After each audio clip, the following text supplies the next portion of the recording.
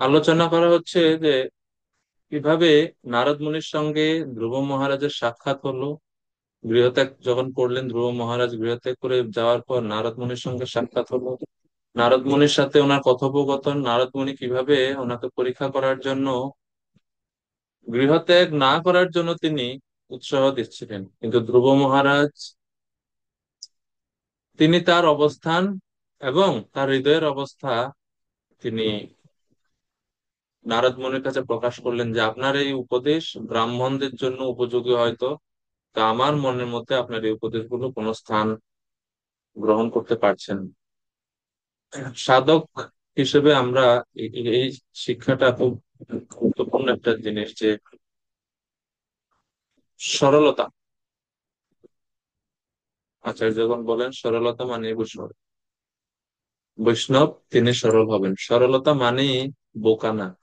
সরলতা মানে হৃদয়, কায়, মন, বাক্য, এই তিনটাতেই ওনার আচরণ থাকবে একই, সমান আচরণ। সেটাই হচ্ছে সরলতা। আহ, আর কপটতা মানে হচ্ছে যে মনে ভাবছে একরকম, তারপরে মুখে কথা আরেক রকম, আচরণ ভিন্ন রকম। সেটা হচ্ছে কপটতা।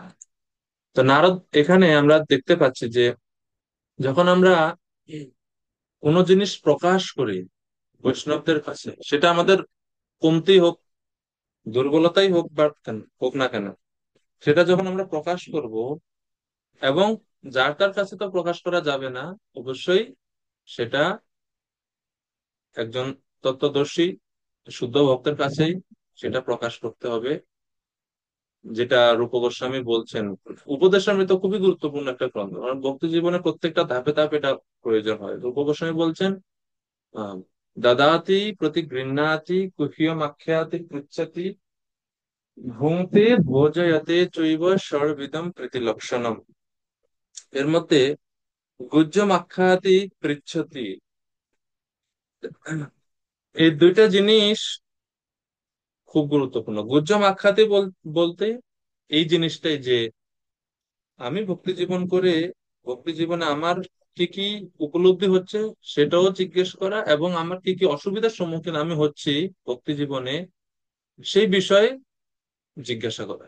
গুহ্য মাক্ষাতি মানে গুহ্য বিষয়, গুহ্য মাক্ষাতি মানে হচ্ছে একান্তে জিজ্ঞাসা করা।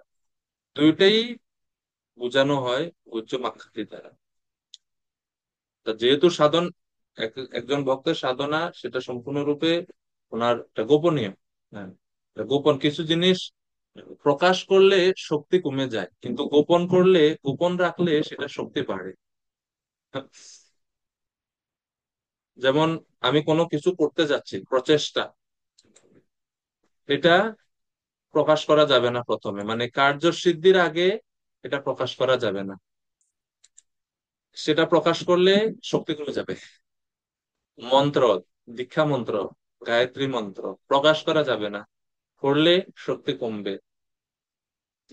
মালা, যেমন এটা হচ্ছে আইডিসি কোর্সে আমাদের এটা শেখানো হয়েছিল, আইডিসি বইতেও আছে, এটা খুব সুন্দর শ্লোক আছে যে চারটা কি পাঁচটা জিনিস এটা প্রকাশ করা যাবে না।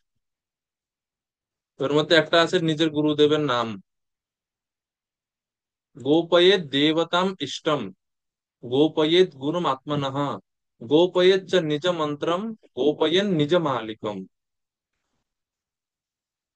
সম্মোহন তন্ত্রে এই বিষয়ে বলা হচ্ছে যে গোপন করা উচিত। এটা হরিভক্তি বিলাসে সনাতন গোস্বামী তিনি উল্লেখ করছেন। গোপয়ে দেবতাম ইষ্টম, আমার ইষ্টদেবকে সেটা প্রকাশ করা উচিত, এটা গোপন করা, গোপন রাখা উচিত। গোপয়েত গুরুম আত্মনঃ, মানে আমার গুরুদেবকে, গুরুদেবের কথাও জনসম্মুখে বা এটা প্রকাশ্যে বলা উচিত না। শ্লোকে যেরকম বলেছে গোপয়েত চা নিজম মন্ত্রম, এবং যে মন্ত্র গুরুদেবের কাছ থেকে আমি প্রাপ্ত হয়েছি, অর্থাৎ গায়ত্রী মন্ত্র, সেটাও গোপয়েত চ, অর্থাৎ গোপন রাখা উচিত। আর চতুর্থ হচ্ছে গোপয়েত নিজ মালিকম, মালিকম, মালিকা মানে যে নিজের জপ মালা, মালা দেখানো উচিত না। গোপয়েত, এভাবে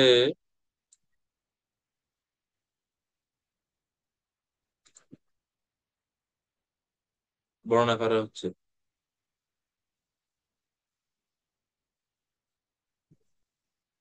তো কি বলতে বলতে আমি এদিকে আসছি, গোপয়েত, গুজ্জম আখ্যাতি পৃচ্ছতে। তো নারদ মুনির কাছে যুধিষ্ঠির, সরি, ধ্রুব মহারাজ, তিনি তার হৃদয়ের অবস্থাটা প্রকাশ করছে। তো এই হচ্ছে বিষয় যে না, ধ্রুব চাইলে নারদ মুনির কাছে ভালো হতে পারতো যে হ্যাঁ প্রভু, আপনি যা বলছেন তথাস্তু, হ্যাঁ আপনার উপদেশ অর্থ অনেক সুন্দর, এই সঠিক উপদেশ যা আসলে। কারণ নারদ মুনি এমন এমন যুক্তি দেখাচ্ছে অনেকগুলো লজিক্যাল একেবারে, মানে যুক্তি খণ্ডন করার মতো না। যেমন, আরে তুমি ছোট মানুষ, এই মান অপমানের সমান আমাদের থাকা উচিত, তুমি ক্রোধ কেন করলে?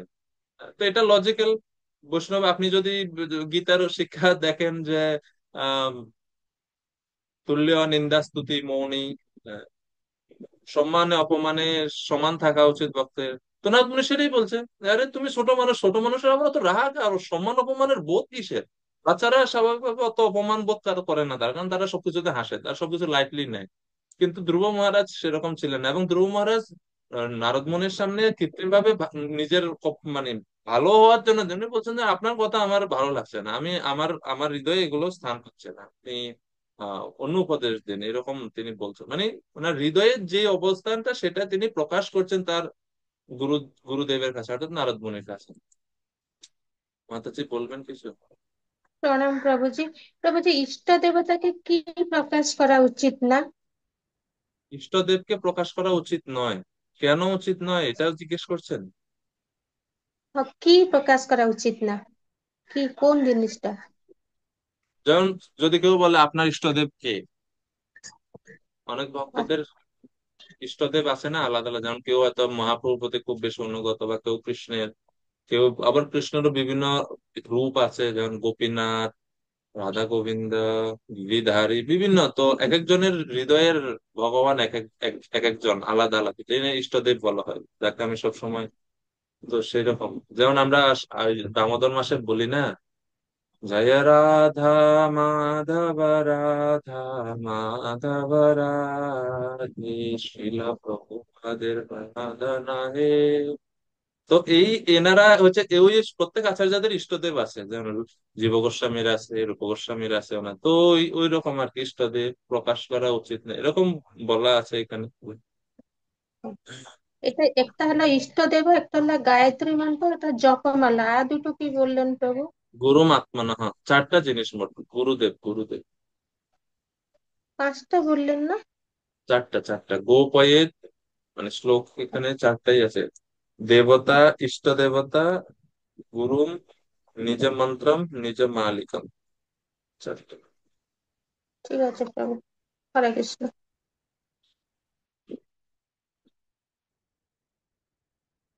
তো নারদ মুনির কাছে যখন ধ্রুব মহারাজ ওনার হৃদয় প্রকাশ করলেন, হৃদয়ের অবস্থান, যে আমার এখন হৃদয়ে ইচ্ছা আছে, আমি উচ্চ পদ আকাঙ্ক্ষা করার আকাঙ্ক্ষা করে আমি গৃহত্যাগ করেছি, আমার সেই উদ্দেশ্য সাধনে আপনি আমাকে সহযোগিতা করুন। তো এই যে হৃদয়ের অবস্থানটা প্রকাশ করা, কৃত্রিম ভাবে আমরা ভালো হতে পারি কিন্তু কতদিন, প্রকৃত স্বরূপটা না, মানে প্রকৃত বিপদের সময় স্বরূপটা ঠিকই বেরোয় আসে। হ্যাঁ, এক এক এক এক আহ, ব্যক্তি টিয়া পাখি কিনে আনছেন বাজার থেকে। তো পাখিকে অনেক কিছু শিখাচ্ছেন, কথা শিখাচ্ছেন কৃত্রিম। আর টিয়া পাখি বা ময়না পাখি তারা কথা বলতে পারে মানুষের মতো। তো ওই পাখি প্রতিদিন ঘুম থেকে যখন ওই ব্যক্তি উঠে আসতো কাছে, বলতো সুপ্রভাত, গুড মর্নিং, হরে কৃষ্ণা, ইত্যাদি ইত্যাদি খুব সুন্দর করে বলতো। তো যা বলতো, যা কিছু শেখানো হতো, তাই সে বলতে পারতো। চলছে, হঠাৎ একদিন এক বিড়াল আক্রমণ করে ওই পাখিটা। আর যখন বিড়ালের আক্রমণের সম্মুখ হয়, অর্থাৎ মৃত্যুর সম্মুখীন হয়, তখন আর ওই হরে কৃষ্ণ, গুড মর্নিং, বাঁচাও, এগুলার কিছু মুখ থেকে বের হয় না। তখন টিয়া পাখির যে প্রকৃত ডাক, সেই ডাকে সে চিৎকার করা শুরু করছে। তো প্রকৃত বিপদের সময় না বাহ্যিক কোনো কিছু আর থাকে না, সেটা আমার স্বরূপ, যেটা আমার অবস্থান, সেটাই প্রকাশিত হয়ে যায়। এটা একটা তো গুরুত্বপূর্ণ জিনিস। আর যখন আমরা আমাদের দুর্বলতাও হোক না কেন, সেটা যখন আমরা সিনিয়র ভক্তদের কাছে আমরা প্রকাশ করব, ওনাদের সাহায্য চাইবো। এখন এটাও একটা গুরুত্বপূর্ণ জিনিস যে আমাদের জীবনে এরকম একজন মানে বন্ধু দরকার, বা এরকম একজন একজন ভক্তের সান্নিধ্য দরকার, যার কাছে আমি আমি অ্যাজ ইট ইজ ভাবে নিজেকে প্রকাশ করতে পারি। মানে যিনি জানবেন আমার সবকিছু এ টু জেড। এটা এটা দরকার। কেননা কি হয়, আপনি যখন কাউকে বিশ্বাস করে কিছু বলবেন, সেটা আপনার দুর্বলতাই হোক না কেন, আপনি কোনো কিছু ভুল করছেন ভক্তি জীবনে এসে, হয় না অনেক সময়? আহ, ভক্তি জীবনে আসার পরেও আমরা অনেক ভুল করে ফেলি, চারটা বিধিনিষেধ অনেক সময় কোনো একটা অঙ্গ ভঙ্গ হয়ে যেতে পারে।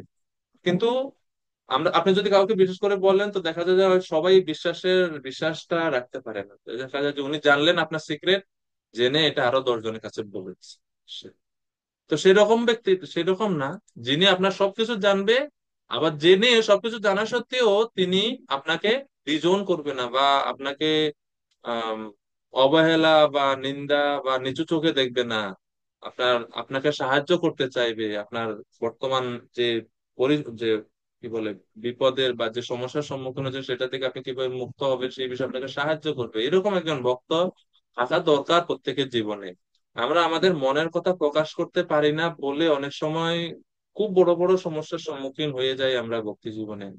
দেখা যায় অনেকে ভক্তি জীবন ত্যাগ করে চলে যায়, কারণ বিশ্বস্ত কাউকে পায় না সে, কারো কাছে হৃদয় কথা প্রকাশ করতে পারে না। আর এগুলো যখন মনের মধ্যে জমা রাখেন, দেখেন, জমানো কিন্তু খুব ভয়ঙ্কর জিনিস। একটা ইঁদুর মারা গেছে, এটাকে যদি আপনি ঘরের কোণার মধ্যে লুকাই রাখেন, আপনি যতই লুকান, গন্ধ তো প্রকাশিত হবে, গন্ধ বের হবে, যত লুকাবেন গন্ধ তত থাকবে। কিন্তু এটাকে যদি আপনি বাইরে বের করে ফেলেন, তাহলে আস্তে আস্তে আস্তে আস্তে এই গন্ধ সেটা চলে যায়। তো সমস্যা সমস্যা আমরা সমস্যা হতে পারে স্বাভাবিক, বিপদের সম্মুখীন হতেই পারি আমরা স্বাভাবিক, কারণ সমুদ্রের মধ্যে থেকে যদি আপনি বলেন আমি শুকনা থাকবো, আমার গায়ে এক ফোঁটা জলও লাগবে না, তো এটা একটা অসম্ভব জিনিস। একই রকম ভাবে এটা তো মায়ার সমুদ্র না। বিজ্ঞান বলে আমরা বায়ুমণ্ডলে বাস করছি, মানে বায়ু সমুদ্রে বাস করছি। আমি বলি তো বায়ু কি, বায়ুর থেকে আরো বেশি মাত্রা আমরা মায়ার মধ্যে বাস করছি। তো সব দিকে মায়া, মায়ার এত প্রলোভন, এত আহ, কলা কৌশল মায়া দেবী ব্যবহার করছেন আমাদেরকে আহ বিচলিত করার জন্য। তো সেইখানে সেই মায়ার মাঝখানে থেকে বিচলিত হওয়াটা বা সমস্যার সম্মুখীন হওয়াটা স্বাভাবিক। কিন্তু আমরা যদি নিজেদের হৃদয়ের এই সমস্যাগুলো প্রকাশ করি, এর ফলে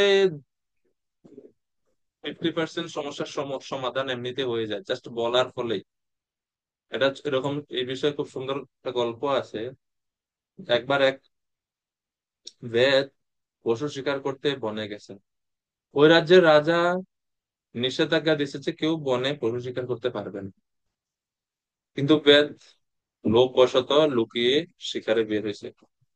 তো তখন সে দূর থেকে এক একটা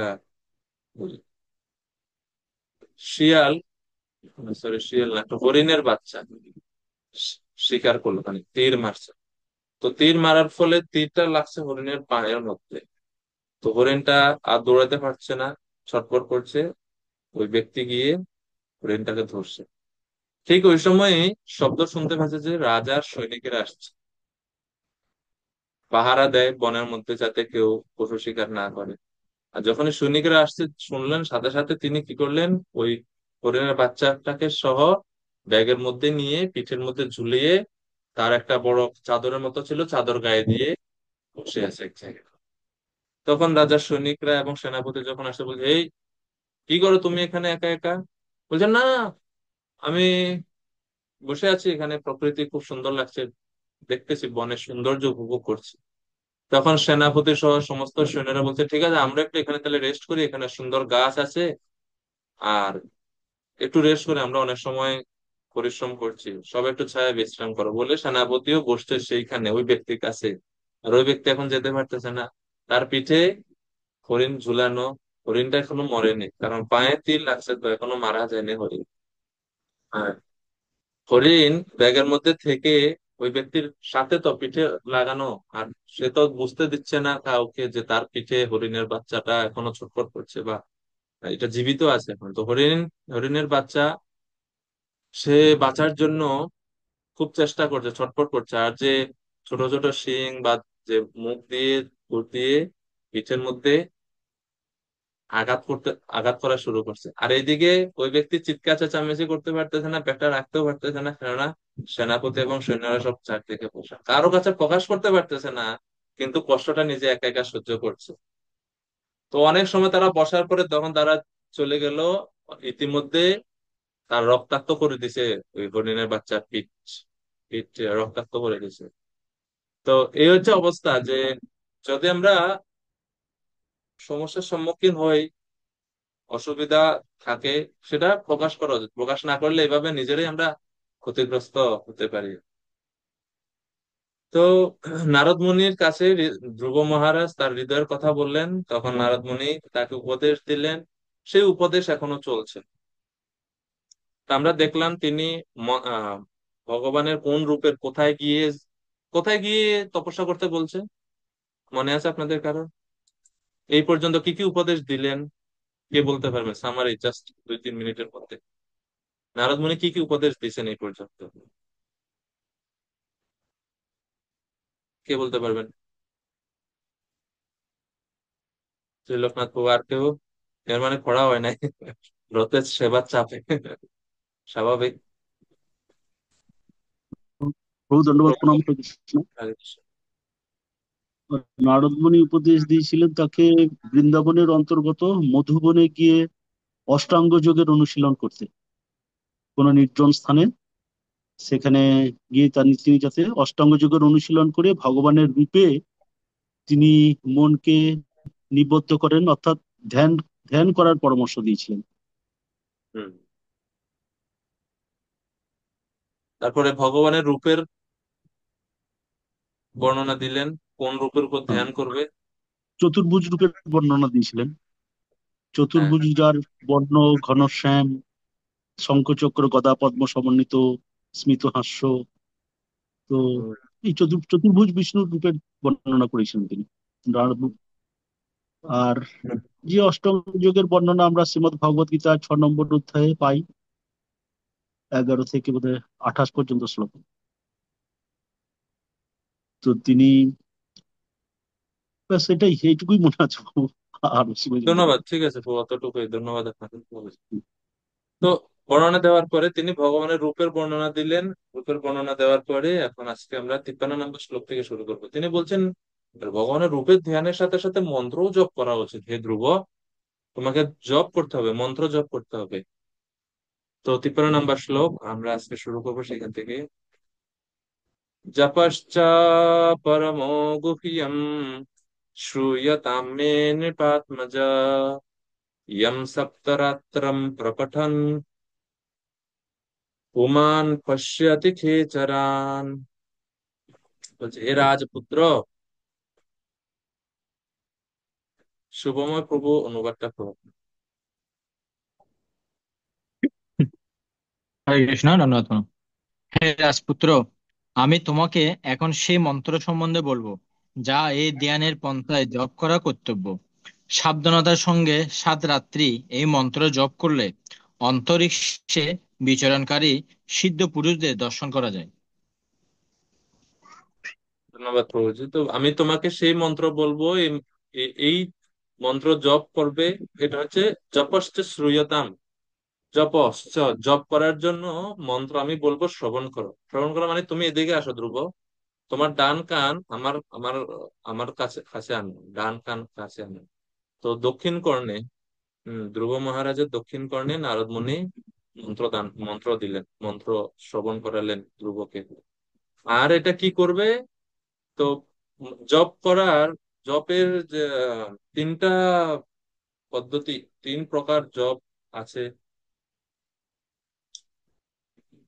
উচ্চারণ 3 প্রকার: বাচিক, উপাংশু এবং মানসিক। এখানে তিনি বলছেন প্রপঠন। বিশ্বনাথ চক্রবর্তী ঠাকুর বলছেন প্রপঠন মানে উপাংশু, মানস জপ তো আছেই, সাথে সাথে বাচিকও। তিন প্রকারই বল, জপ তিন প্রকারের জপ করবে: মানসিক, উপাংশু এবং বাচিক। আমরা যে হরিদাস ঠাকুর, নামাচার্য ছিল হরিদাস ঠাকুর, তিনি 3 লক্ষ নাম জপ করতেন। তো 3 লক্ষ জপ এই তিন প্রকারের, অর্থাৎ মানসিক ভাবে 1 লক্ষ নাম জপ করতেন, উপাংশু ভাবে 1 লক্ষ নাম জপ করতেন, এবং বাচিক অর্থাৎ উচ্চস্বরে তিনি 1 লক্ষ নাম জপ করতেন। মানস জপ হচ্ছে উইদিন দা মাইন্ড, জাস্ট মনে মনে, জিহ্বা নড়বে না, ঠোঁট নড়বে না। বিশেষ করে আহ, গায়ত্রী মন্ত্র যেরকম করা হয়, আমি জানি না কিভাবে করেন গায়ত্রী মন্ত্র, মানসিক জপই করা হয় না গায়ত্রীতে? লোকনাথ প্রভু। প্রভু যখন ওই গুরু মহারাজ গায়ত্রী দান প্রদান করেছিলেন, তখন ওই গুরু মহারাজের সেক্রেটারি শ্রীপাদ মণিগোপাল প্রভু বলেছিলেন যে গায়ত্রীটা এটা ধ্যানের মতো, মানে হুম। এটা উচ্চারণ যেটা আপনি বললেন জীব নড়বে না, উচ্চারণ করা যাবে না, যাতে অক্ষরগুলো মুখস্থ থাকা প্রত্যেকটা অক্ষরে যেন মন সেটা ছুঁয়ে যায়, ওইটা বলছিলেন। অর্থাৎ মানসিক ভাবে, মানে হ্যাঁ, মানসিক, মানসিক ধ্যান। মানসিক, হুম, হ্যাঁ। হুম, মানে জিহ্বা নড়বে না, ঠোঁট নড়বে না, কিছু নড়বে না, মানসিক ভাবে। তো সেটা হচ্ছে মানসিক হুম। জপ। এরপরে দ্বিতীয় হচ্ছে উপাংশু। উপাংশু মানে হচ্ছে হুইসপার। হুইসপার মানে হচ্ছে ঠোঁট নড়বে, জিহ্বাও নড়বে, এবং নিজে শোনার মতো, অন্যেরা শুনবে না, আমি আমার শোনার মতো, সেটা হচ্ছে উপাংশু জপ। মানসিক প্রভু জপ মানে কেউ। হ্যাঁ প্রভু। প্রভু উপাংশুটা যদি একবার কৃপা করে বলেন কেমন? উপাংশু জপ হচ্ছে যে আমরা যেরকম ওই যে ফিস ফিস ফিস ফিস করে কথা বলি না, হুম। সেই রকম। অর্থাৎ আমি জব করছি, ঠোঁট জিহ্বা নড়বে, আমি শুনবো, আর কেউ শুনবে না, মানে আমার পাশের যিনি আছেন উনিও শুনবেন, আমি শুনবো আমার শোনার মতো করে। যে উচ্চারণ করা হয় এটাকে বলা হচ্ছে উপাংশু। শব্দ উচ্চারিত হবে কিন্তু খুবই সফট থাকবে, আমি শোনার মতো, এরকম উপাংশু। আর 3 নম্বর হচ্ছে বাচিক। বাচিক মানে হচ্ছে ভার্বাল, অর্থাৎ কেউ উচ্চস্বরে আমার পাশে, দূরে, সবাই শুনতে পাবে। বাচিক 3 প্রকারের জপ। এবং চৈতন্য মহাপ্রভু বলছেন যে এই 3 প্রকার জপের মধ্যে প্রাথমিক, মানে নবীন স্তরে, এটা হচ্ছে এই 3 প্রকার যে মানসিক, উপাংশু এবং বাচিক। এর মধ্যে মানে যখন আমরা শুরু করি নাম জপ, প্রভুপাদ বলছেন যে উচ্চ আমাদের ওই বিপরীত ক্রমে যেতে হবে, মানে শুরুটা করতে হবে বাচিক ভাবে, এরপরে আস্তে আস্তে আমরা উপাংশতে যাব। এরপরে এই মানসিক জপ হচ্ছে একবারে লাস্ট স্টেজে, যখন কেউ সেই অনর্থন নিবৃত্তি থেকে মুক্ত হয়ে একবারে নিষ্ঠা, রুচি, আসক্তি ভাব স্তরে চলে যাবেন, সেইখানে ওনার মানসিক জপ। মানসিক জপ কখনোই প্রথমে সাধকদের করা উচিত না। মানসিক জপের জন্য আমরা প্রথমে যোগ্য থাকি না। প্রথম হচ্ছে বাচিক, এরপরে হচ্ছে উপাংশ, এরপরে হচ্ছে মানসিক জপ। এবং চৈতন্য মহাপ্রভু, যদিও মানসিক জপ হচ্ছে শ্রেষ্ঠ, কিন্তু চৈতন্য মহাপ্রভু বলছেন যে উচ্চ সংকীর্তন বা উচ্চস্বরে ভগবানের নাম জপ করা হচ্ছে আহ, মানসিক জপের থেকে শতগুণে বেশি ফলদায়ক।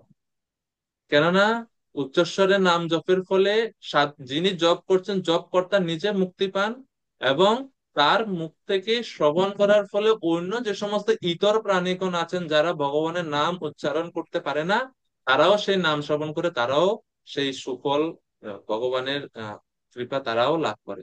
তো সেই জন্য উচ্চ সংকীর্তন চৈতন্য মহাপ্রভু সর্বোচ্চ রাখছেন, যেটা হচ্ছে সবচেয়ে বেশি ফলদায়ক।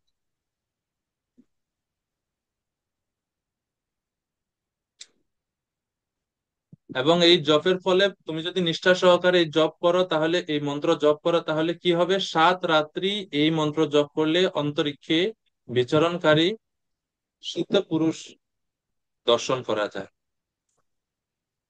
7 রাত্রি বলতে এমন না যে খালি রাত্রির বেলায় জপ করবে, দিনের বেলা আর জপ করবে না। 7 রাত্রি বলতে টানা 7 দিন জপ করলে তুমি অন্তরিক্ষে যে খেয়ে চরান মানে পাখিদেরকে বাংলার সাহিত্যে আমরা জানি পাখিকে বলা হয় খেচর। পুতনাকেও বলা হচ্ছে ভাগবতমে খেচরি, হুম। পুতনা বাল ঘাতিনি খেচর। তো খেয়ে শব্দের অর্থ হচ্ছে আকাশ। যারা আকাশে বিচরণ করে তাদেরকে খেচর বলা হয়।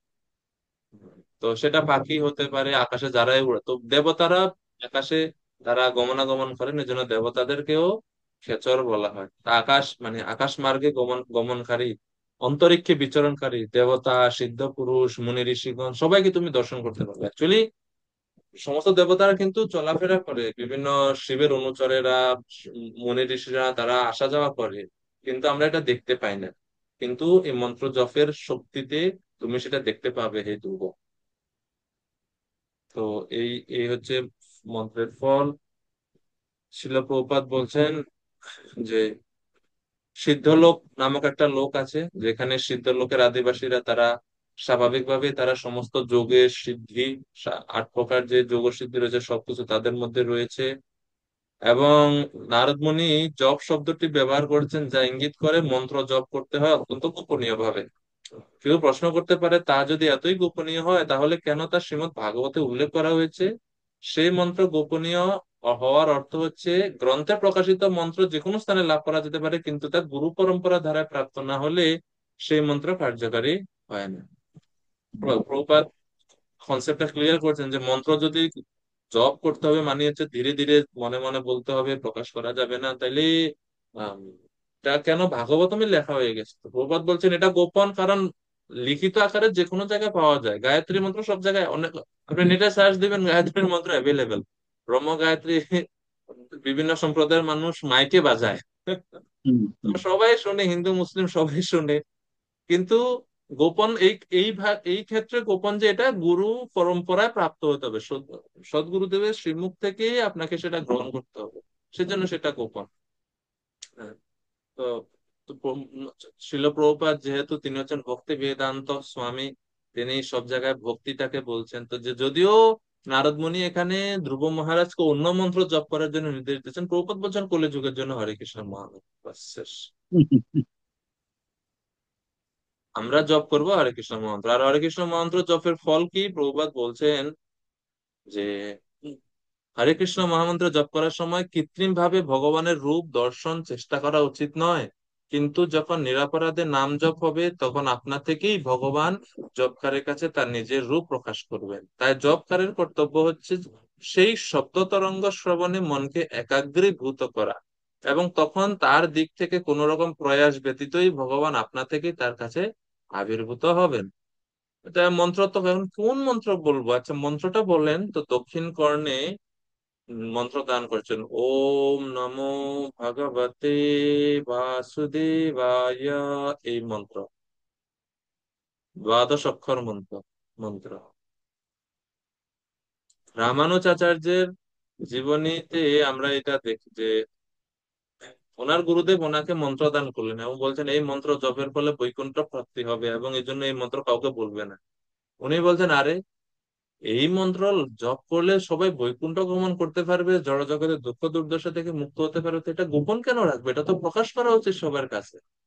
তিনি ছাদের উপর গিয়ে সবাইকে ডেকে ঘোষণা করে মাইকে বলে দিচ্ছেন এই মন্ত্র, ওম নমো নারায়ণায়। সবাইকে একবারে মন্দিরে যারা উপস্থিত ছিল সবার কাছে প্রকাশ করে দিয়েছে। গুরুদেব বলছে কি করলে এটা তুমি? তখন বলছে আমি এর ফলে এই মন্ত্র জপ করার ফলে সবাই বৈকুণ্ঠ প্রাপ্তি হবে, এ তো আরো ভালো। আর আমি যেহেতু এই মন্ত্র প্রকাশ করে দিলাম এর জন্য আমার যা পাপ অপরাধ হবে আমি ভোগ করবো, কোনো সমস্যা নেই, কিন্তু মানুষের সবাই মুক্তি পাক। এই যে একটু আগে আমরা বললাম না যে মন্ত্র গোপন রাখা উচিত, দীক্ষা মন্ত্র, বীজ মন্ত্র বা গায়ত্রী মন্ত্র, তো এটা উনি গোপন না রেখে উনি এটা প্রকাশ করে দিয়েছেন। রামানুজ সম্প্রদায় ওনার এটা ওম নমো নারায়ণায়, এই মন্ত্র হচ্ছে মুক্তিদায়ক মন্ত্র, তো ওনারা এই মন্ত্র জপ করেন। তো সেই এরকম ভাবে ধ্রুব মহারাজকে নারদ মুনি বলেন ওম নমো ভগবতে বাসুদেবায়, এই 12 অক্ষর মন্ত্র এটি শ্রীকৃষ্ণের আরাধনার 12 অক্ষর মন্ত্র। মন্ত্রে নানেন দেবস্য কুর্যাৎ দ্রব্যময়ীম বুধঃ স পর্যং বিবিধ দ্রব্য দেশ কাল বিভাগবিৎ। ভগবানের শ্রী বিগ্রহ স্থাপিত করে এবং মন্ত্র উচ্চারণ করে ফুল ফল ও বিবিধ খাদ্যদ্রব্য প্রামাণিক বিধি সহকারে ভগবানকে নিবেদন করা উচিত।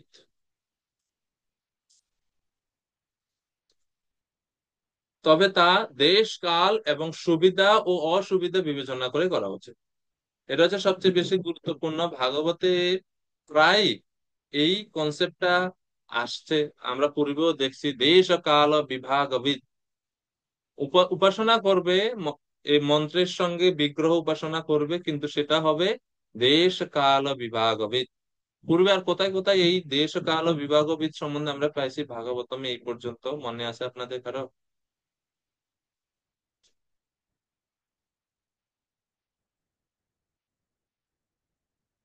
দেশ কাল বিভাগবিদ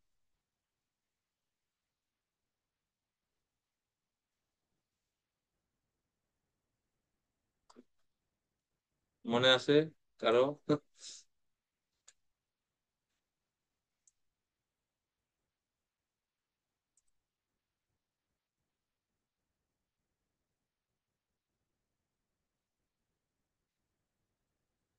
মনে নাই? হরি বল। এটা কমন তো, সহজ। একটা জায়গা তো নির্দিষ্ট করাই আছে।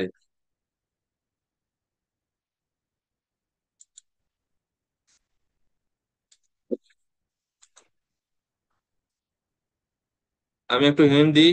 প্রথম স্কন্ধ,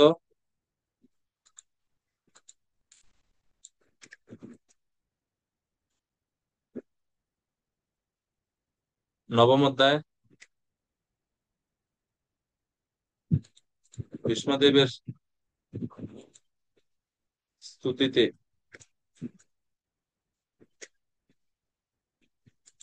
মনে পড়ছে কিনা আপনার?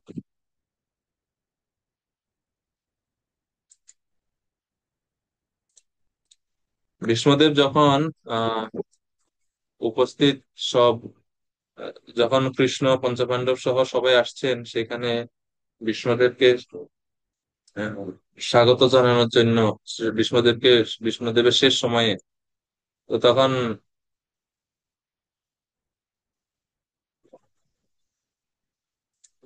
ভীষ্মদেব ওনাদেরকে স্বাগত জানিয়েছিলেন। সেখানে এই বর্ণনা আছে।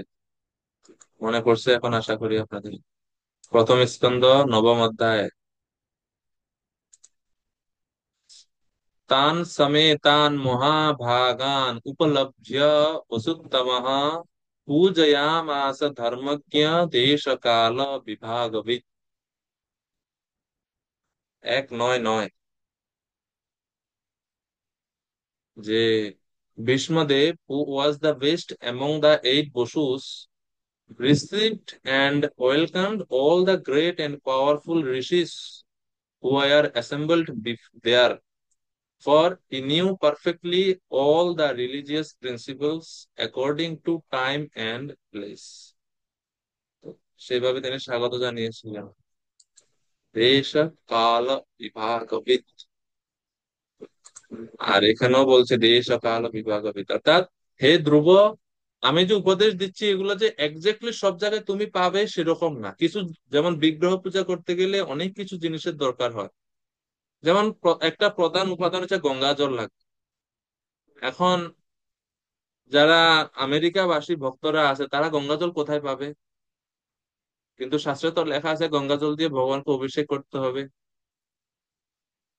তো সেই ক্ষেত্রে এই দেশ ও কাল বিভাগবিদ এই প্রিন্সিপালটা আসে যে গঙ্গা জলের কথা আছে, কিন্তু বিদেশে তো কার গঙ্গা জল নাই, গঙ্গা নদী প্রবাহিত হয় না। তো সেখানে যে শুদ্ধ জল আছে সেটাই সংগ্রহ করতে হবে, এবং সেটাতে মন্ত্রের মাধ্যমে সেটাকে শুদ্ধ করে ভগবানের সেবা চালাতে হবে।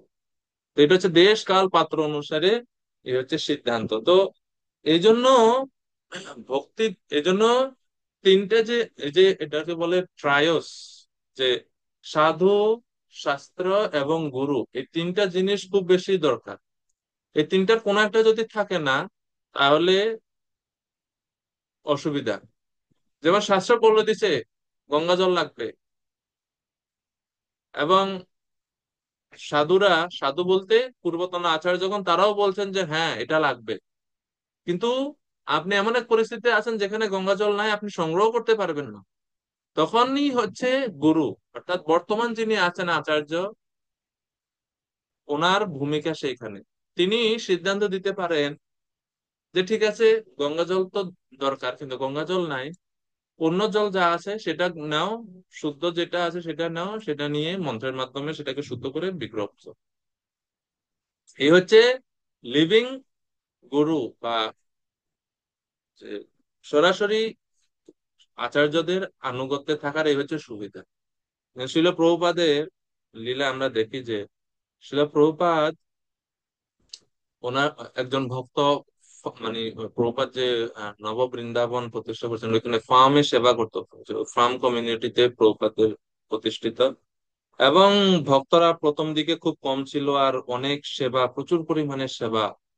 তো ওই ভক্তরা প্রভুপাদকে চিঠি লিখছেন যে, প্রভুপাদ এত সেবা, এত সেবা, আমি 16 মালা জপ করতে পারছি না ঠিক মতো, গ্রন্থ পড়া তো দূরের কথা, আমি কি করব? আমি তো আপনাকে আপনার কাছে প্রতিজ্ঞাবদ্ধ 16 মালা জপ করবো, কিন্তু এত সেবার চাপ আমি পারছি না প্রভুপাদ, কি করব আমি? তখন প্রভুপাদ বলছেন যে ঠিক আছে, তোমার 16 মালা জপ করতে হবে। লেটার আছে এটা। তো সেটা শুধুমাত্র ওই বিশেষ পরিস্থিতিতে ওই বিশেষ ভক্তের জন্য, যে তুমি সেবা করো, বাদ বাকি যা পারো করো, জব 16 মালা না করলেও সমস্যা নেই। তো এটা ইউনিভার্সাল রুল না, এটা হচ্ছে ওই বিশেষ ক্ষেত্রে ওই বিশেষ ভক্তের প্রতি গুরুদেবের বিশেষ নির্দেশ ছিল। এরপরে যখন ওনার সেবা কমে গেছে, ভক্ত আসছে, তখন তিনি আবার পূর্বের যে নিয়ম সেই নিয়মে ফিরে গেছেন। তো এই জন্য দেশ কাল ও বিভাগবিদ এই সিদ্ধান্ত, দেশ কাল পাত্র অনুসারে যে সিদ্ধান্ত, সেটা আমরা নিজেরা নিতে পারি না, সেটা অবশ্যই আসা উচিত আচার্যদের কাছ থেকে, আচার্যদের অনুমোদন ক্রমে সেই সিদ্ধান্ত নেওয়া উচিত। তো নারদ মুনি বলছেন এভাবে যে তুমি প্রামাণিক বিধি সহকারে বিগ্রহ পূজাতে বিধিনিষেধ খুব কঠোরভাবে পালন করা হয় বা পালন করা উচিত। আর প্রভুপাদ বলছেন যে মন গড়া কোনো পূজা পদ্ধতি যাতে কেউ তৈরি না, সেটা অবশ্যই বিধিবদ্ধ পঞ্চরাত্র পন্থায় আমাদের করা উচিত বিগ্রহ পূজা। তো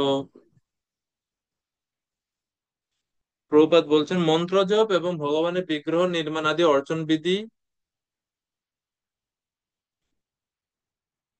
বাধা ধরা নিয়মে করার দরকার হয় না, এমনকি তা সর্বত্রই একভাবেও করতে হয় না। এই শ্লোকে বিশেষ ভাবে উল্লেখ করা হয়েছে যে দেশ কাল ও বিভাগবিদ, ওই বিষয়ে প্রভুপাদ বলছেন যে সব জায়গায় যে একই রকমই করতে পারবে এরকম অনেক সময় নাও হতে পারে। তো সেখানে সুযোগ সুবিধা অনুসারে সেটা করতে হবে। প্রভুপাদ বলছে আমাদের কৃষ্ণ ভাবনামৃত আন্দোলন সারা পৃথিবী জুড়ে প্রসারিত হচ্ছে এবং আমাদের বিভিন্ন কেন্দ্রে আমরাও ভগবানের সেই বিগ্রহ প্রতিষ্ঠা করছি। আমাদের ভারতীয় বন্ধুরা কখনো কখনো সমালোচনা করে যে এটা করা হয়নি, ঠিক হয়নি, ওটা ঠিক হয়নি, এভাবে বিভিন্ন, কিন্তু অন্যতম শ্রেষ্ঠ বৈষ্ণব ধ্রুব মহারাজকে দেওয়া নারদ মুনির উপদেশ তারা ভুলে যায়। বিশেষ দেশ কাল এবং সুযোগ সুবিধার বিচার করা কর্তব্য।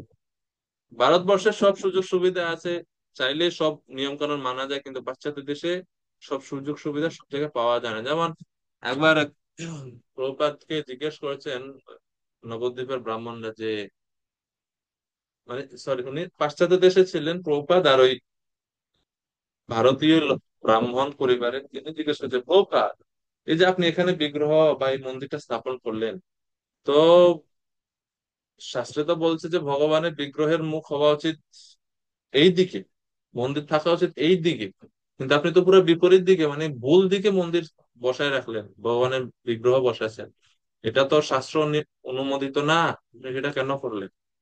প্রভাত বলছেন এইখানে এরকমই করতে হবে, কৃষ্ণ বুঝবেন আমাদের অবস্থা। তো প্রভাত সব জায়গাতেই যেখানে বিধিনিষেধ কঠোরভাবে পালন করা যায় সেখানে প্রভুপাদ সেই ব্যবস্থা দিয়েছেন। যেমন মায়াপুর জননিবাস প্রভু শ্রীপাদ জননিবাস ঘোষ, পঙ্কজাঙ্গি প্রভু, ওনাদেরকে দিয়ে তিনি স্ট্যান্ডার্ড স্থাপন করছেন। প্রথম দিকে সব জায়গায় স্ট্যান্ডার্ড ফলো করা যাচ্ছিল না, তো সেখানে প্রভুপাদ কিছু কিছু ছাড়ও দিয়েছেন, কিন্তু সেটা ঠিক ওই সময়ের জন্য। পরে আবার যখন সব সুযোগ সুবিধা হলো, প্রভুপাদ ঠিকই নির্দেশ দিয়েছেন কঠোরভাবে বিধিনিষেধ গুলো পালন করে। এবং প্রভুপাদ বলছেন যে বিগ্রহ পূজার জন্য যে ব্রাহ্মণ পরিবারে জন্মগ্রহণ করতে হবে এরকমও কিছু না, কেউ শূদ্র কুলোদ্ভূত হলেও যোগ্যতা লাভ করে তিনি ব্রাহ্মণ হয়ে দীক্ষিত হতে পারেন, ব্রাহ্মণত্ব লাভ করতে পারেন এবং বিগ্রহ পূজার জন্য যোগ্য হয়ে উঠতে পারেন। এটা আর একটা কন্ট্রোভার্সিয়াল বিষয়, অনেক তর্ক হয়, সবাই অনেক, যারা বিশেষ করে ব্রাহ্মণগণ আছেন বংশগত ভাবে তারা এটা বলে যে বংশগত ভাবে কেউ যদি ব্রাহ্মণ পরিবারে জন্মগ্রহণ না করে তাহলে তার বিগ্রহ পূজার কোনো অধিকার নাই। তো আর একটা আলাদা বিষয়। সনাতন গোস্বামীর উদাহরণ দিচ্ছেন শিল প্রভুপাদ, যে সনাতন গোস্বামী ভক্তিরস হরি ভক্তি বিলাসে তিনি বলছেন যে রাসায়নিক প্রক্রিয়ায় পারদের সংযোগে কাঁসা যেমন সোনায় পরিণত হয়, তেমনি যথাযথ দীক্ষাবিধির দ্বারা যে কেউ বৈষ্ণবে পরিণত হতে পারে।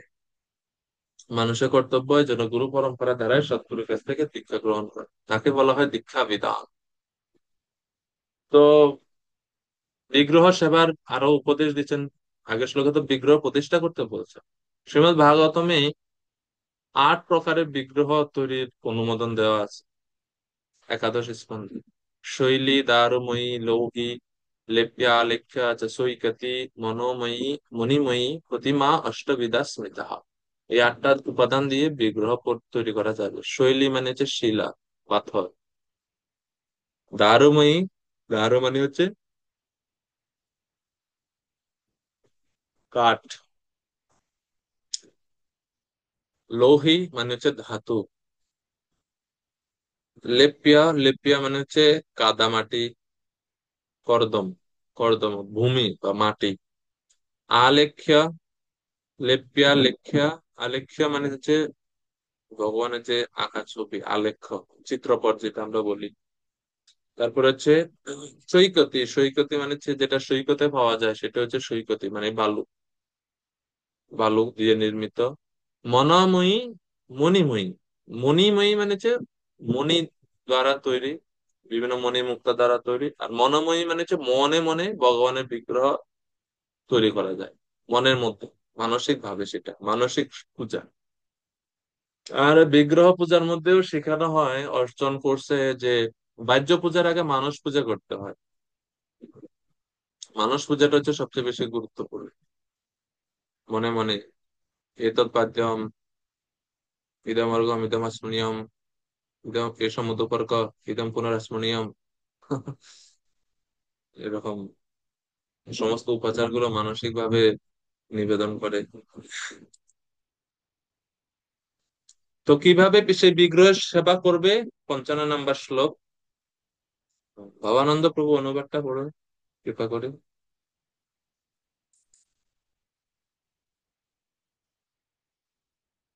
শুদ্ধ জল, শুদ্ধ ফুলমালা, ফল, ফুল এবং শাকসবজির দ্বারা যা বনে পাওয়া যায়, অথবা নবীন দুর্বাঘাস, পুষ্পের কলি, এমনকি গাছের ছাল দিয়ে পর্যন্ত ভগবানের পূজা করা উচিত। আর যদি সম্ভব হয় তাহলে তুলসী পত্র নিবেদন করা উচিত, যা পরমেশ্বর ভগবানের অত্যন্ত প্রিয়। ধন্যবাদ প্রভুজি। তো এখন বলছেন কিভাবে বিগ্রহ পূজা করবে। শুদ্ধ জল, শুদ্ধ ফুল, মালা, ফল, শাকসবজি দ্বারা যা বনে পাওয়া যায়, বনে যা কিছু অ্যাভেলেবেল আছে সেগুলো দিয়ে পূজা করবে। দুর্বা ঘাস দিয়ে, স্বস্ত, অঙ্কুর, অঙ্কুর মানে হচ্ছে কলি। দেখেন এখন হরিভক্তি বিলাসে এবং আরো কিছু জায়গাতে বর্ণনা আছে যে মাটিতে পড়া ফুল, বাসি ফুল, ফুলের কলি, অপবিত্র জায়গায় যে ফুল গাছ হয়েছে সেই ফুল ফুল, গন্ধহীন ফুল, আরো কিছু কিছু ফুল নাম উল্লেখ আছে যেগুলো ভগবানের সেবায় নিবেদন করা যায়।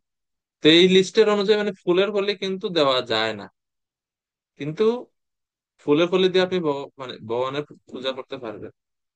কিন্তু এখানে বলছে যে পুষ্পের কলি, অঙ্কুর, অঙ্কুর মানে প্রভুপাদ বলছেন পুষ্পের কলি, পুষ্পের কলি দিয়েও পূজা করা যাবে। কারণ এটা বাগান, এখানে প্রস্ফুটিত ফুল যে সব সময় পাওয়া যাবে নিশ্চয়তা নাই। বনের কোনো নাই, এখানে কেউ চাষ করে না যে সব অ্যাজ ইট ইজ পাওয়া যাবে সব ঠিকঠাক মতো। তো তিনি বলছেন পুষ্পের কলি ব্যবহার করা যাবে। এমনকি গাছের ছাল দিয়ে পর্যন্ত ভগবানের পূজা করা উচিত। গাছের ছাল দিয়ে মানে অর্থাৎ বনের মধ্যে যা সহজলভ্য সেটা দিয়ে তুমি পূজা করবে, কারণ ওই উপাদান খুঁজতে খুঁজতে যদি সময় চলে যায়, ধ্যান করবে কখন? তো সহজলভ্য যা আছে সামনে সেটা দিয়ে পূজা করবে, কিন্তু ভাবটা থাকবে ভক্তি, ভক্তি ভাব পূর্ণ থাকতে হবে। আর শেষে বলছে, এই তুলসীর কথা হচ্ছে শেষে, তুলস্যা প্রিয়য়া প্রভুম, তুলসী পত্র নিবেদন করবে যা পরমেশ্বর ভগবানের অত্যন্ত প্রিয়। তো তুলসী মহারানীর অবস্থানটা এখানে খুব সুন্দরভাবে দেওয়া হচ্ছে।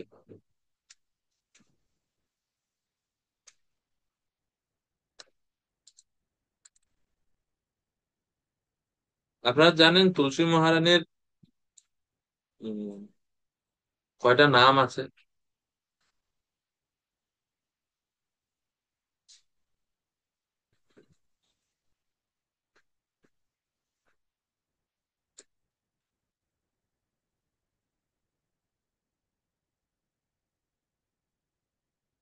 খুব সুন্দর শ্লোক আছে এটা, বৃন্দা দেবীর নাম, প্রিয় কয়েকটা নাম।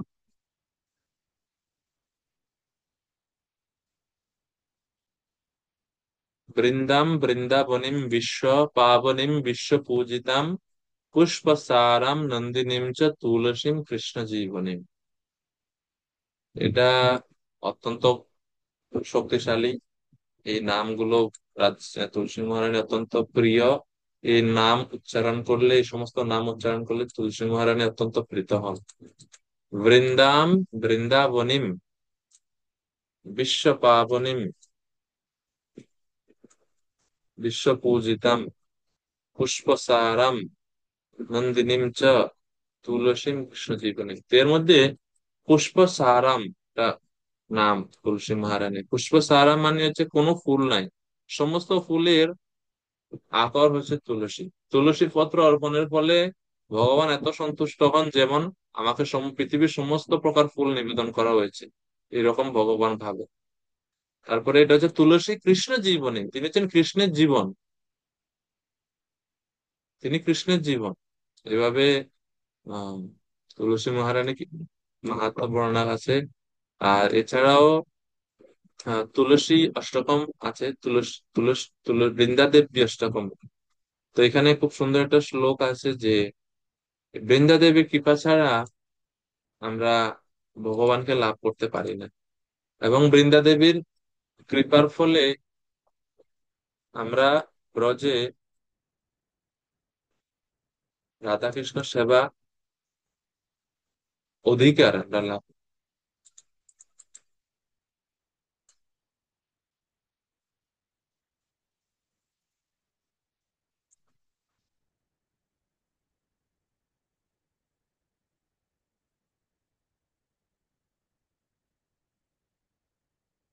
রাসাভিলাষো রাসাভিলাষ বসতিশ্চ বৃন্দা বনে তদীশাং সরোজসেবা লভ্য চ পুংসাম কৃপয়া তবৈব বৃন্দে নমস্তে চরণারবিন্দম।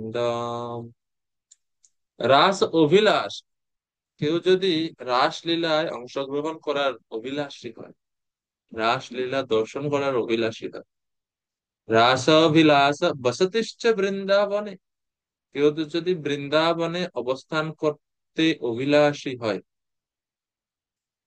এবং তদ ঈশাংরি সরোজ সেবা, কেউ যদি বৃন্দাবনে অবস্থান করে বৃন্দাবনের ঈশ্বর এবং বৃন্দাবনেশ্বরী শ্রীমতী রাধারানী এবং ভগবান শ্রীকৃষ্ণের সেবা প্রাপ্তির অভিলাষ করে, এই তিনটা জিনিসই লাভ হয়। লভ্যা চ পুংসাম কৃপয়া তবৈব বৃন্দে নমস্তে চরণারবিন্দ। এই তিনটা জিনিস পুংসাম মানুষ লাভ করে একমাত্র বৃন্দা দেবীর কৃপার ফলে। তো এই জন্য নারদ মুনি ধ্রুবকে বলছেন, মোস্ট ইম্পর্টেন্ট সব উপাদানের শেষে এটা উল্লেখ করছেন, মানে এটা গুরুত্ব হচ্ছে, আর বাদ বাকি কিছু পাও না পাও, লিস্ট তুলসীটা তুমি দিবে। তুলসিয়া, আর এই শ্লোকেই বলছে তুলসিয়া প্রিয়া প্রভুম, তুলসী হচ্ছে আমাদের প্রভুর অত্যন্ত প্রিয়। আপনার বৃন্দাষ্টকম পারেন?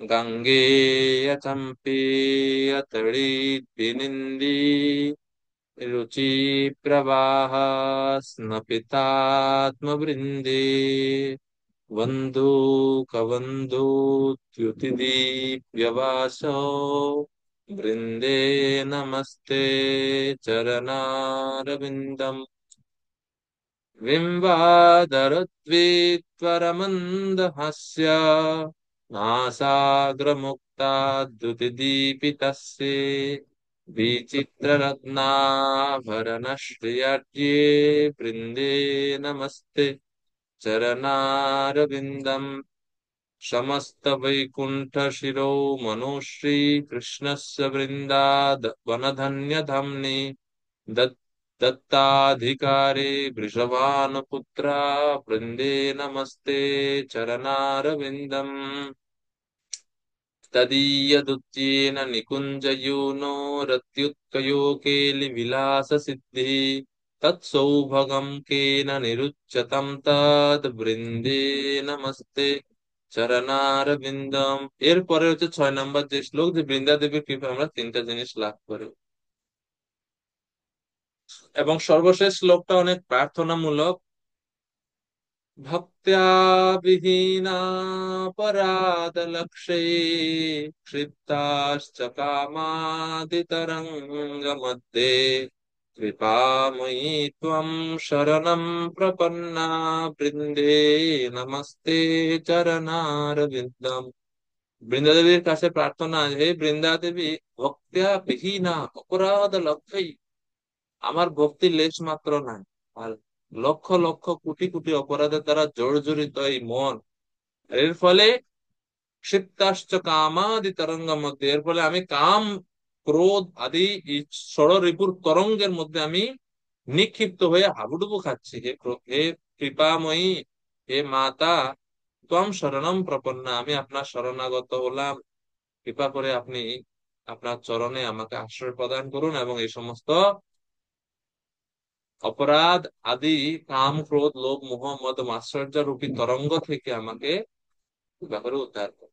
আর এই বৃন্দাষ্টকম লাভ মানে পাঠ করার বা আবৃত্তি করার মাহাত্ম্য শুনলে আরো অদ্ভুত, অবাক হবেন। বৃন্দাষ্টকম ইহ শৃণুয়াত পঠেদ বা বৃন্দাবনাধীশ পদাব্জ ভৃঙ্গঃ স প্রাপ্য বৃন্দাবন নিত্যবাসম তৎপ্রেম সেবাম লভতে কৃতার্থ। আজকে থেকে প্রতিদিন পাঠ শুরু করবেন।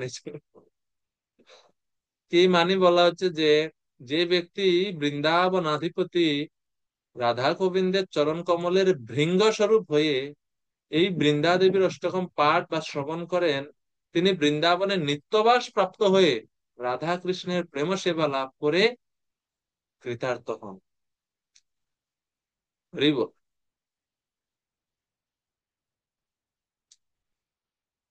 আচার্যগণ অনেক ভাবে বৃন্দা দেবীর মহিমা, বৃন্দা দেবীর কৃপা প্রার্থনা করছেন। বৃন্দা দেবী কবে মোরে বান্ধিয়া করুণা ডোরে আকর্ষিয়া লবে ব্রজপুরে।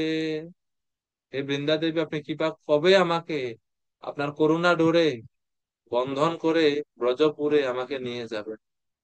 এইভাবে বৃন্দা দেবীর মহিমা শাস্ত্রে বর্ণনা করা আছে। অনেক আরো প্রচুর কাহিনী আছে শ্রীমৎ ভাগবতমেই, অনেক স্থানে বৃন্দা দেবীর মাহাত্ম্য বর্ণনা আছে, আমরা আর ওইদিকে না যাই। তো বৃন্দা দেবী মানে তুলসী মহারানীর সেবা কথা প্রভুপাদ বলছেন এখানে যে, তুলসী দল ভগবানের প্রসন্নতা বিধানের জন্য অত্যন্ত প্রয়োজনীয়, তাই যতদূর সম্ভব তুলসী উৎপাদনের ব্যবস্থা চেষ্টা করতে হবে। এটা তাৎপর্য আছে ভাগবতমের কোন স্কন্ধে জানি, ওখানে প্রভুপাদ ওনার একজন শিষ্যের নাম উল্লেখ করছেন। মানে প্রভুপাদ অত বেশি প্রসন্ন ছিলেন ওনার প্রতি, দেখেন মানে আগামী যতদিন ইসকন থাকবে ভাগবতম থাকবে, আর এটা ভাগবতমে একমাত্র এমন একজন, মানে উনি কতটুকু প্রভুপাদের সন্তুষ্টি বিধান করছেন চিন্তা করেন। উনি পাশ্চাত্য দেশে মানে তুলসী বৃক্ষ জন্মায় না, কিন্তু উনি বিশেষ যত্ন করে বিশেষ ব্যবস্থার মাধ্যমে তিনি তুলসী মহারানীর সেবা এবং অনেক তুলসী বৃক্ষের প্রসার ঘটাইছেন। তো প্রভুপাদ এত বেশি সন্তুষ্ট হয়েছে যে ভাগবতমে ওনার তাৎপর্যের মধ্যে উনি ওই শিষ্যার নাম উল্লেখ করছেন। চিন্তা করা যায়? আর কোন গ্রন্থগুলোতে প্রভুপাদ, ভাগবতম লিস্ট, প্রভুপাদ তার কোন শিষ্যদের নাম এরকম সরাসরি উল্লেখ করেন না, কিন্তু ওনার নাম উল্লেখ করছেন যে আমার অমুক, আমি একজাক্ট ভুলে গেছি কি নামটা। আহ, হ্যাঁ, ত্রিলোকনাথপুর মনে আছে। কি নাম প্রভু? প্রভু এই 55 নম্বর শ্লোকেই তাৎপর্য ছিল, প্রভুপাদ বলতেন যে আমাদের শিষ্যা শ্রীমতী গোবিন্দ দাসীর কাছে ও, অত্যন্ত কৃতজ্ঞ। এটাতেই আছে না? এটাতেই আছে প্রভু। ও আচ্ছা আচ্ছা, আমি তো কোনটা, হ্যাঁ এই যে হ্যাঁ, প্রথম প্যারাতে আমি খেয়াল করি নাই। আমাদের শ্রীমতী গোবিন্দ দাসী, তার কাছে আমরা অত্যন্ত কৃতজ্ঞ। প্রভুপাদ কৃতজ্ঞতা প্রকাশ করছেন। শ্রীকৃষ্ণের কৃপায় তার সেই সব প্রচেষ্টা সফল হয়েছে। এখন আমাদের আন্দোলনের প্রায় প্রতিটি কেন্দ্রে তুলসী দেবী সেবিত হচ্ছে। প্রথমে ছিল না তুলসী মহারানীর প্রত্যেকটা মানে কেন্দ্রতে, কিন্তু উনি এই তাৎপর্য। হ্যাঁ হ্যাঁ, ধন্যবাদ প্রভু। প্রবাদ বলছে বড় দুঃখের কথা, পাশ্চাত্যের সব জায়গায় তুলসী পাওয়া যায় না এখন। তো এর মানে বোঝা যায় প্রভুপাদ কত সন্তুষ্ট হয়েছিলেন ওনার প্রতি, তুলসী মহারানীর সেবা। ভগবান তো সন্তুষ্ট হনই, ভগবানের শুদ্ধ ভক্তও সন্তুষ্ট হন। আর এখন আপনাদের কাছে জিজ্ঞেস করি, অদ্বৈত আচার্য ঠাকুর কিভাবে আরাধনা করে চৈতন্য মহাপ্রভুকে এই জগতে আনয়ন করেছেন, কে বলতে পারে?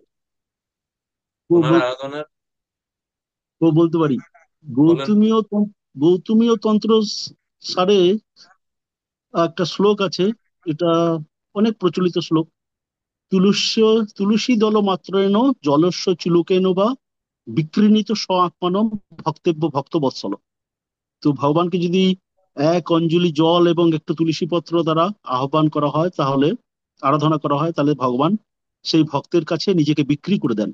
তো এই শ্লোক অনুধাবন করে তিনি প্রত্যেকদিন সেই নারায়ণ শিলায় গঙ্গা জল এবং তুলসী অর্পণ করে ভগবানকে তার প্রকটের জন্য তিনি আহ্বান করতেন। এটা বলছেন প্রভু। হ্যাঁ প্রভু, কারেক্ট। তো সেখানেও মূল উপাদানটা কি ছিল? তুলসী গঙ্গা পত্র জল আর আর তুলসী মহারানী। তুলসী পত্র। ওকে। রঘুনাথ দাস গোস্বামীকে চৈতন্য মহাপ্রভু কি উপদেশ দিয়েছিলেন বিগ্রহ আরাধনার সম্বন্ধে? সেখানেও জল আর তুলসী। মনে আছে যে তিনি রঘুনাথ দাস গোস্বামীকে অদ্বৈত করুণাময় প্রভু, বলুন প্রভু। হরে কৃষ্ণ প্রভু, ধন্যবাদ, প্রণাম। তো চৈতন্য চরিতামৃত আমরা শ্রবণ করেছিলাম যে ওই গুঞ্জামালা আর গোবর্ধন শিলা, তাই তো প্রভু? হ্যাঁ প্রভু, গুঞ্জামালা এবং গোবর্ধন শিলা এই দুইটা জিনিস চৈতন্য মহাপ্রভু পুরী নীলাচলে যখন রঘুনাথ দাস গোস্বামী ছিলেন ওনাকে এটা দিয়েছিলেন উপহার স্বরূপ। আর দিয়ে বলছেন এটা সেবা করবে তুমি, আর যাও বৃন্দাবনে চলে যাও। এখন এই কিভাবে গোবর্ধনের সেবা করবে সেই বিষয়ে উপদেশ দিয়েছিলেন, মনে আছে সেটা? গোবর্ধনের সেবা কিভাবে করবে? হ্যাঁ। ওই যে সেম, যে অষ্টদল তুলসী মঞ্জুরি দিয়ে তুমি এই শালগ্রামের সেবা করবে। কারণ বৈরাগ্য চূড়ামণি চূড়ামণি তো, ক্ষীর মাখন কই পাবে, নিজেই খায় না কিছু। তো ওই বিগ্রহ সেবার জন্য বলছে তুমি এটা করবে। মানে দুইটা পাতা, মাঝখানে একটা মঞ্জুরি, এই হচ্ছে এক দল, এরকম অষ্টদল না, একজ্যাক্ট সংখ্যা আমার মনে নাই, অতটা তুলসী দল বা মঞ্জুরির সহ পাতা দিয়ে তুমি এই বিগ্রহ সাক্ষাৎ কৃষ্ণ, এটা সেবা করবে। তো এই বিগ্রহের সেবা করবে। তো রঘুনাথ দাস গোস্বামী লিখেন। তো এর মানে জাস্ট বলার উদ্দেশ্য যে তুলসী মহারানীর মহিমা শাস্ত্রে কত সুন্দরভাবে বর্ণনা করা হচ্ছে। আরো উপদেশ দিলেন নারদ মুনি ধ্রুবকে। আমরা 56 নম্বর শ্লোকে যাই।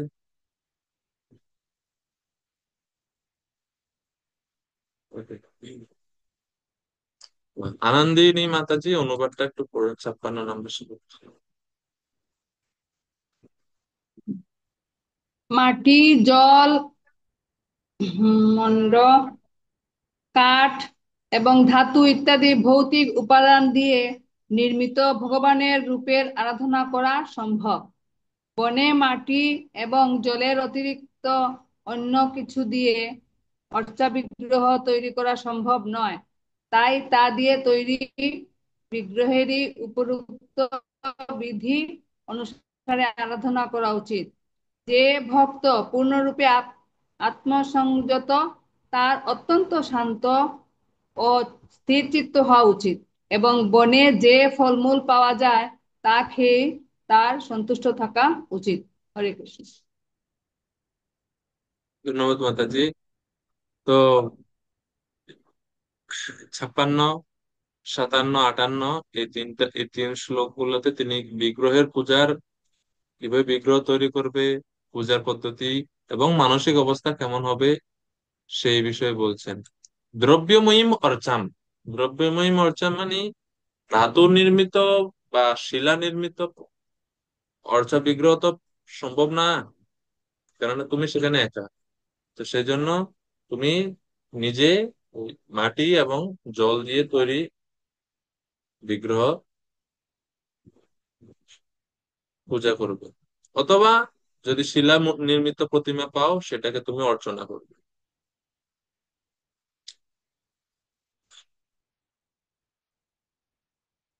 তো প্রভুপাদ বলছেন, কেবল গুরু প্রদত্ত মন্ত্র জপ করে মনে মনে ভগবানের রূপে ধ্যান করাই যথেষ্ট নয়, ভগবানের স্বরূপের পূজা অবশ্য করতে হবে।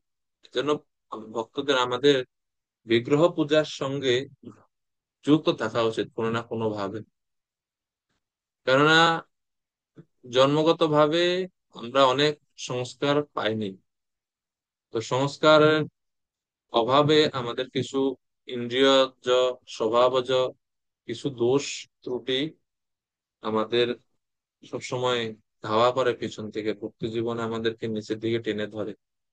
তো বিগ্রহ সেবা এবং ভগবানের বিগ্রহের সেবার ফলে ইন্দ্রিয়গুলো ধীরে ধীরে শুদ্ধ হতে থাকে, এবং এটা আমাদের নাম জপে, আমাদের আধ্যাত্মিক প্র্যাকটিসে আমাদের অনেক সহযোগিতা করে। ইন্দ্রিয়গুলো যখন শুদ্ধ হয়, ভগবানের ব্যবহৃত জিনিসপত্র ধরার ফলে ইন্দ্রিয়গুলো শুদ্ধ হয়, ধীরে ধীরে অহংকার নাশ হয়। তো সেজন্য বিগ্রহ পূজাটা খুব গুরুত্বপূর্ণ একটা অঙ্গ, ভগবানের বিগ্রহের পূজা করা উচিত। প্রভুপাদ ওই বিগ্রহ পূজা সম্বন্ধে এখানে বলছেন, আর প্রভুপাদ বলছেন ভক্তের পক্ষে মিতভুক হওয়া গুরুত্বপূর্ণ। কোনো বিশেষ খাদ্য দ্বারা রসনা তৃপ্তি সাধন করা তার পক্ষে উচিত নয়। ভগবানের কৃপায় যে আহ, সে যা পায় তা আহার করে তার সন্তুষ্ট করা উচিত। কারণ বনের মধ্যে এত ছানা কাশ্মীরি কে করে খাওয়াবে? তো ফল মূল যা পাওয়া যায় সেটাই খেয়ে খেয়ে সন্তুষ্ট থাকতে হবে, এবং কম পরিমাণে খেতে হবে। ওভার ইটিং করলে ঘুম আসবে, দেয়ার আর হবে না, মিতভোগ। আরো নির্দেশ দিচ্ছেন 57 নম্বর শ্লোকে, বলছেন, শুভময় প্রভু 57 নম্বর শ্লোকের অনুবাদ করুন কৃপা করে। হরে কৃষ্ণ।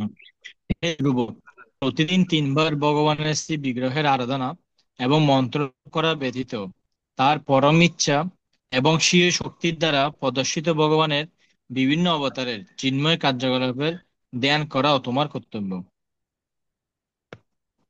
তো 3 বার ভগবানের বিগ্রহ আরাধনা সেটা করবে, মন্ত্র জপ তো আছেই, আর ভগবানের বিভিন্ন অবতারের চিন্ময় কার্যকলাপের ধ্যান করাও উচিত।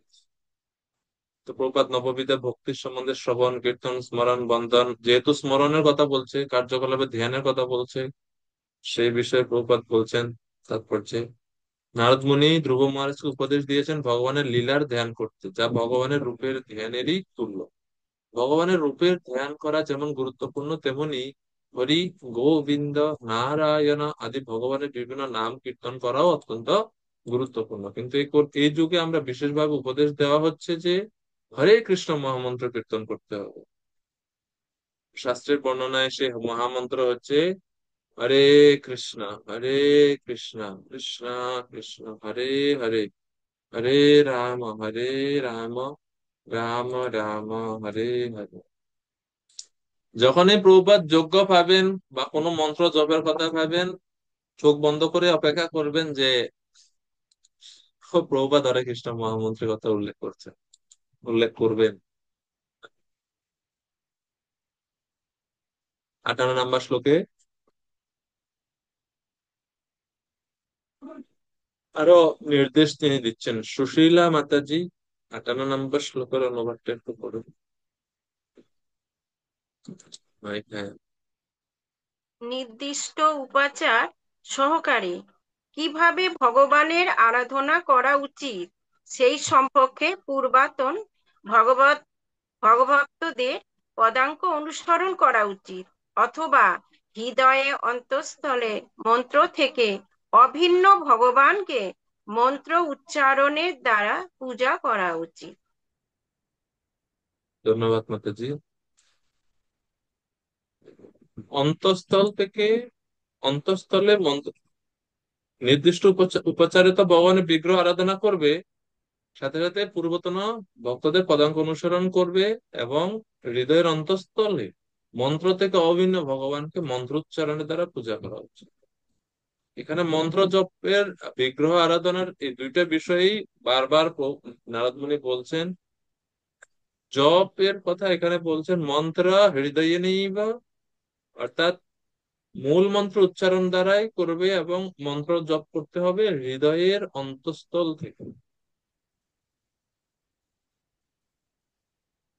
মন্ত্র শুধু জিহ্বায় প্রকাশিত হয় না, বা এটা কণ্ঠ থেকে প্রকাশিত হয়।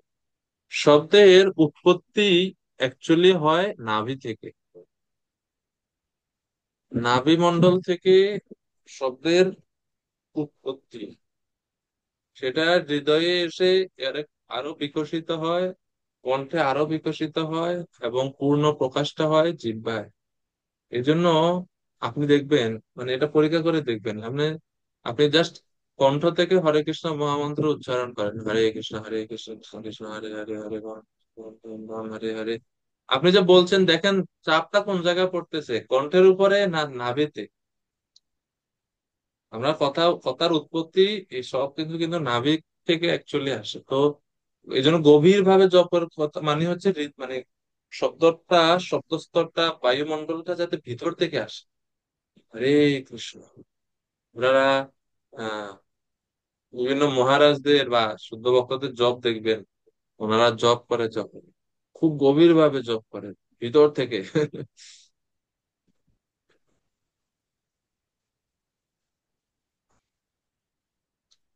প্রভুপাদ বলছেন, যেহেতু মন্ত্র এবং পরমেশ্বর ভগবান অভিন্ন, তাই উপাচারগুলি না থাকলেও মন্ত্রের দ্বারা ভগবানের স্বরূপের আরাধনা করা যায়। অনেক সময় বিগ্রহ পূজাতে আমরা দেখি যে, যেমন তাম্বুল, তো প্রত্যেক মন্দিরে তাম্বুল পাওয়া যায় না। তখন কি কি করা হয়? তাম্বুল নিবেদন করে, যখন রাজভোগের শেষে তাম্বুল দিতে হয় ভগবান, তো মুদ্রা দেখায় তাম্বুলের এবং মন্ত্র উচ্চারণ করে, বাস মন্ত্রের মাধ্যমে। কেননা মন্ত্র হচ্ছে ভগবান থেকে অভিন্ন, তো কোনো উপাচারের অভাবে মন্ত্র দিয়ে সেই উপাচারের কাজটা সম্পন্ন করে। তো এইভাবে নারদ মুনি ধ্রুবকে বলছে, ধ্রুব, কারণ ধ্রুবের মনোভাবটা কি, সে পদ, পজিশন, উচ্চ পদ আকাঙ্ক্ষা করার জন্য সে আসছে। এই জন্য বলছেন, এই জন্য তিনি 59 এবং 60 নম্বর শ্লোকে ফলের কথা বলছেন, যে দেখো তুমি যদি এইভাবে করো, ছোট তো, নারদ মুনি ভাবছে এটা মনে হয় আর একদিন দুদিন করবে, এর বাদে আর করবে না। তো সেজন্য বলছেন, দেখো তুমি যদি সুন্দরভাবে এটা সম্পন্ন করো, তাহলে কি ফল তুমি লাভ করবে। এবং কায়েন মনসা বচসা চ মনোগতম পরিচর্যমান ভগবান ভক্তিমত পরিচর্যয়া পুংসাম পুংসামমায়িনাম সম্যক ভজতাম ভাববর্ধনঃ শ্রেयो দিশত্যভিমতাম যদ্ধর্মাদিষু দেহিনাম। এভাবে যিনি ঐকান্তিক এবং নিষ্ঠা সহকারে কায় মনোবাক্যে ভগবানের সেবা করেন, এবং বিধি অনুসারে ভগবত ভক্তির কার্যকলাপে যুক্ত, ভগবান তাকে তার বাসনা অনুসারে বর দান করেন। তো তোমার যে বাসনা, যে বাসনা নিয়ে তুমি আসছো, সেই বাসনা তোমার পূরণ হবে তুমি যদি এইভাবে ঐকান্তিকতার সহকারে, নিষ্ঠা সহকারে, কায় মনোভাবকে ভগবানের সেবা করো বিধি অনুসারে। অমায়িনাম মানে হচ্ছে নিষ্ঠা সহকারে, ভক্তিমত মানে হচ্ছে বিধি অনুসারে। ভক্ত যদি জড় ধর্ম, অর্থনৈতিক উন্নতি, ইন্দ্রিয় তৃপ্তি অথবা জড় জগতের বন্ধন থেকে মুক্তি লাভ করতে চান, তাহলে ভগবান তাকে তার বাসনা অনুসারে সেই ফল প্রদান করেন। যার যেই রকম বাসনা, ভগবান সেই বাসনাটা পূর্ণ করেন। তো এইভাবে ফলের কথা বর্ণনা করে ধ্রুবকে আশ্বস্ত করলেন যে তোমার ইচ্ছা পূর্ণ হবে ভগবানের আরাধনার ফলে আর মন্ত্র জপের ফলে। সেজন্য মন দিয়ে মন্ত্র জপ করো। কেননা দেখেন, লোহা আপনি যে কোনো ভাবে হোক, জোর জবরদস্তি করে হোক, কলা কৌশল অবলম্বন করে হোক, লোহাকে যদি আপনি অগ্নির মধ্যে রাখেন, ধীরে ধীরে লোহা তার নিজের ধর্ম ত্যাগ করে অগ্নির ধর্ম প্রাপ্ত হবে। ভগবত ভক্তি অহৈতুকী অপ্রতিহতা। নারদ মুনি টেনে হিচড়ে যে কোনো মাধ্যমে তিনি ভক্তিতে যুক্ত করে দিলেন ধ্রুব মহারাজকে। আর আমরা এর অন্তিম ফল দেখবো, এই শুদ্ধ ভগবত ভক্তি যাজনের ফলে ভগবানের নাম শুদ্ধভাবে, ভগবানের বিগ্রহ আরাধনার ফল স্বরূপ তিনি তার ইচ্ছা তিনি পূর্ণ পূর্ণ করতে পারবেন। তো উপদেশ শেষ, ধ্রুব মহারাজ সব বুঝলেন। এখন তিনি রওনা হলেন মধুবনের উদ্দেশ্যে। ইত্যুক্তম পরিক্রম্য প্রণম্য চ নৃপার্ভকঃ যয়ো মধুবনম পুণ্যাম হরেশ্চরণ চর্চিতাম। ধ্রুব মহারাজ এইভাবে নারদ মুনির কাছ থেকে উপদেশ প্রাপ্ত হয়ে গুরুদেবকে প্রণাম করলেন, প্রদক্ষিণ করলেন। এরপরে তিনি কৃষ্ণের পাদপদ্ম চিহ্ন দ্বারা অঙ্কিত হওয়ার ফলে বিশেষভাবে পবিত্র সেই মধুবনের উদ্দেশ্যে তিনি যাত্রা করলেন। তো গুরুদেবকে শ্রদ্ধা সম্মান নিবেদন করলেন, গুরু ভক্তি। আহ, এখানে ধ্রুব মহারাজের কাছ থেকে আমরা দেখি যে যদিও বয়স কম, ছোট্ট বালক, কিন্তু শিষ্টাচার খুব সুন্দর।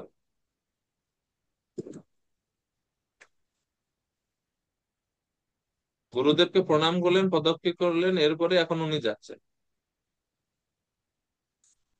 তো এখন 63 থেকে 70 নম্বর শ্লোকে এখন বর্ণনা করা হবে। নারদ মুনি তো এদিকে ধ্রুব মহারাজের সব উপদেশ দিয়ে পাঠাই দিয়েছেন বনে। আর এখন যখন ধ্রুব চলে গেছে, তখন তিনি আসছেন উত্তানপাদের কাছে। উত্তানপাদের কাছে এসে এখন উত্তানপাদকে সান্ত্বনা দিচ্ছেন এবং বিভিন্ন কথোপকথন হলো।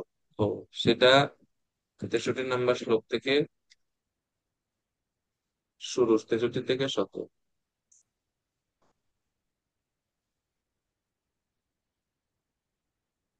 তো আমরা এটা পরের ক্লাসে দেখবো, 63 থেকে 70। নেক্সট ক্লাসে আমরা পরের সেকশনটাতে আলোচনা। সবাইকে অনেক অনেক ধন্যবাদ। হরে কৃষ্ণ।